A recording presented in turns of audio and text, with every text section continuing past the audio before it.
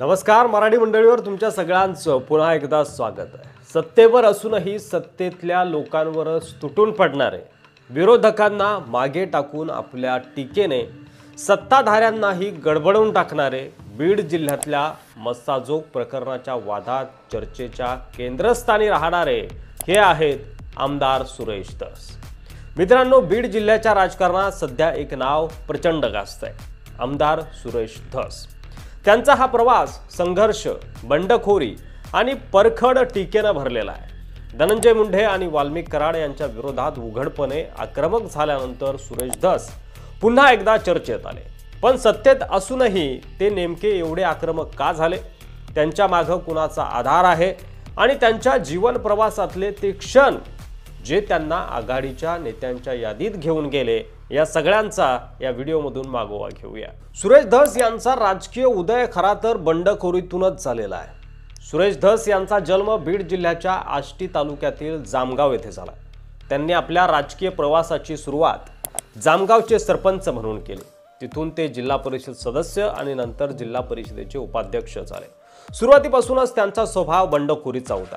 काँग्रेसच्या साहेबराव दरेकर यांचे कार्यकर्ते म्हणून राजकारणात पाऊल टाकणाऱ्या धस यांनी 1999च्या स्थानिक स्वराज्य संस्थांच्या निवडणुकीत बंडखोरी करून गोपीनाथ मुंडे यांना मदत केली आणि तिथूनच त्यांनी गोपीनाथ मुंडे यांचं विश्वासू सहकारी म्हणून स्थान मिळवलं। भाजपमधून त्यानंतर ते राष्ट्रवादीमध्ये आले। 1999 आणि 2004 मध्ये आष्टी मतदारसंघातून भाजपकडून आमदार म्हणून निवडून आलेल्या धस यांनी नंतर राष्ट्रवादी काँग्रेसमध्ये प्रवेश केला।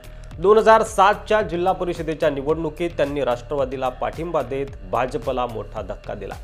2009 मध्ये राष्ट्रवादीकडून आमदार झाल्यावर त्यांनी पुन्हा 2014च्या लोकसभा निवडणुकीत गोपीनाथ मुंडे यांच्या विरोधात थेट उभं राहत त्यांच्यावर आरोपांचा भडीमार केला।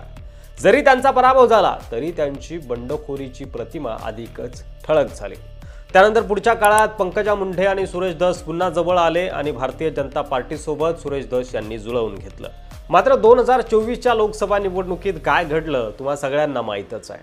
सुरेश धस यांचा संघर्ष फक्त निवडणुकांपुरता मर्यादित राहिलेला नाही, तर धनंजय मुंडे आणि पंकजा मुंडे यांच्या विरोधातही त्यांनी अनेकदा उघडपणे भूमिका घेतली आहे। मस्साजोग प्रकरणात वाल्मिक कराड यांच्यावर कारवाई आणि धनंजय मुंडेवर केलेले आरोप, या सगळ्यात धस यांची आक्रमकता दिसून आली। 2024च्या निवडणुकांमध्येही त्यांनी पंकजा मुंडे यांच्या विरोधात अप्रत्यक्षपणे भूमिका घेतल्याचं बोललं जातं। मात्र 2024च्या विधानसभा निवडणुकीत त्यांनी स्वतःची ताकद दाखवली आणि आष्टी मतदारसंघातून 77,975 मताधिक्यानं मोठा विजय प्राप्त केला। सुरेश धस यांनी आपली ताकद आणि नेतृत्व सिद्ध केल्यानं आता महाराष्ट्रभर सुरेश धस यांची चर्चा आहे। परभणीच्या सभेत थेट धनंजय मुंडेंवर आणि अजित पवार यांच्यावर आणि सत्ताधारी मित्रपक्षावर ताशेरे ओढून सुरेश धस पुन्हा एकदा चर्चेत आले। विरोधकच नव्हे तर आता त्यांच्या भाषेवरून त्यांच्याच पक्षातील लोक गोंधळलेले दिसत आहेत। यांच्या आक्रमकतेमागे मुख्यमंत्री देवेंद्र फडणवीस यांचा हात आहे का ते स्वतंत्रपणे मराठवाड्यातील पुढचं नेतृत्व स्वतःला तयार करत आहेत? या चर्चांना सध्या उधाण आलंय। याचं उत्तर आपण पुढील व्हिडिओमध्ये बघणार आहोत। मात्र सुरेश धस यांचा हा प्रवास एक बंडखोरीचा वसा आहे। त्यांनी पक्ष बदलले परंतु त्यांचा ध्यास बदलला नाही। विरोधकांवरच नव्हे तर आपल्या मित्रांवरही टीका करून ते स्वतःचं स्थान निर्माण करत राहिले। तुमचं यावर काय मत आहे कमेंट करून आम्हाला नक्की सांगा।